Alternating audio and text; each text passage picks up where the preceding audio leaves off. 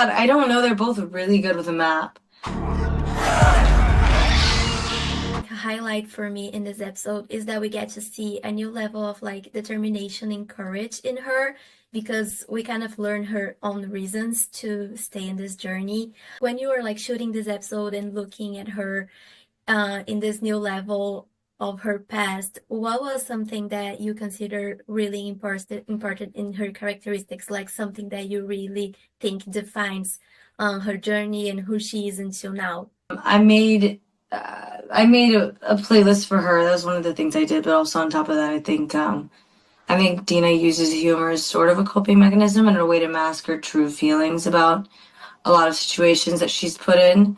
And then I think I made a personal choice to sort of use and to have Dina sort of deflect a lot of her grief onto Ellie and kind of convince herself that by helping Ellie, that she'd be, in a way, fixing her own grief. And there's a lot of layers to that. So I really had a lot of great material to work with, thanks to Craig Mazin. Another interesting point is that we get to see on an emotional Ellie hearing that Dina saying that loves her for the first time. So I think that was nice to see, because we get a chance to have a glimpse of the vulnerability in their story.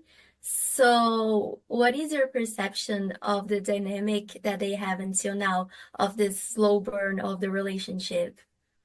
I really like it. I think it's different from the game, and I feel like, the adaptation of it is very realistic, I think, to a natural progression of a relationship happening after something really dark and terrible happened. It's really important to see these tender moments in such a dark series. It shows balance, it shows, humans, and we always see connection, and I love that part in particular because, Dina doesn't even let her say it back. She just kind of goes, I know, because she knows that Ellie's gonna struggle a little bit with that, and they don't have any time to waste. So yeah, I thought that was really cute. Talking a little about this universe of the show, it was interesting but also kind of sad to see how they grew up in this world without knowing about like pride and the queer community. So how was she kind of approach her sexuality in this universe? Yeah, I think Dina's a bit oblivious. I don't think she knew that you could really. I mean, I guess she knew, but she didn't even consider it an option because she had repressed that for so long. She had shoved it down, suppressed it for so long. I think it was really, really important for me to sort of make sure that she was equally as confused as the audience, if not more. Because the audience sees that kiss at the beginning in the first episode and kind of knows, like, this is legit. After, there really isn't any talk about it. There's no, conversation about it until the tent scene where Dina's just kind of testing the waters. She's just kind of feeling how warm it is, and I think it's really cute. It's really clearly, you can tell they're just holding back from each other and being,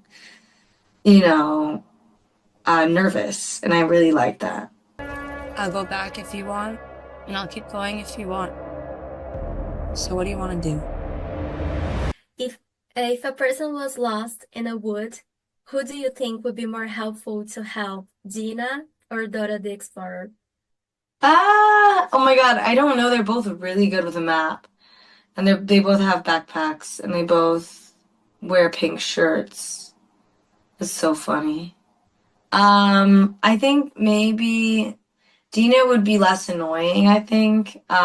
Dora's kind of like, I don't know. I don't know. I'm like, maybe, but Dora also knows a bunch of animals, and that could be pretty helpful, getting the animals to do your dirty work. So yeah, I'm actually gonna pick Dora.